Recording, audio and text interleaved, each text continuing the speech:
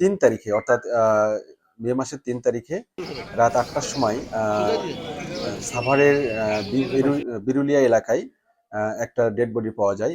নাম হলো শুক্কুর আলী। সে রং মিস্ত্রির কাজ করে। তখন তাকে সাভার থানা পুলিশ উদ্ধার করে। উদ্ধার করার পরে তাকে সম্পূর্ণভাবে এটা একটা ক্লুলেস মার্ডার ছিল।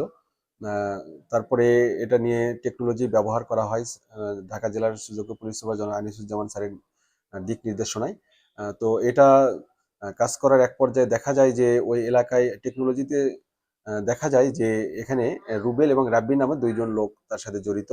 তারা একই সাথেই তার সাথে থাকতো এবং থাকার ফলে কয়েকদিন আগে তাদের মধ্যে একটা দ্বন্দ্বও হয়েছিল এবং ঘটনার দিনে তারা নেশা করতে বের হয়েছিল। নেশা করার এক পর্যায়ে এই হলো মাদকের যে প্রোডাক্ট যেগুলো আছে সেগুলো নিয়ে তাদের মধ্যে একটা দ্বন্দ্ব হয় এবং দ্বন্দ্বের এক পর্যায়ে তারা রুবেল এবং রাব্বি তাকে নির্মমভাবে ছুরির আঘাতে খুন করে এবং উভয়ই গতকালকে তারা দোষ স্বীকার করে বিজ্ঞ আদালতে 164 ধারায় জবানবন্দি প্রদান করেছে।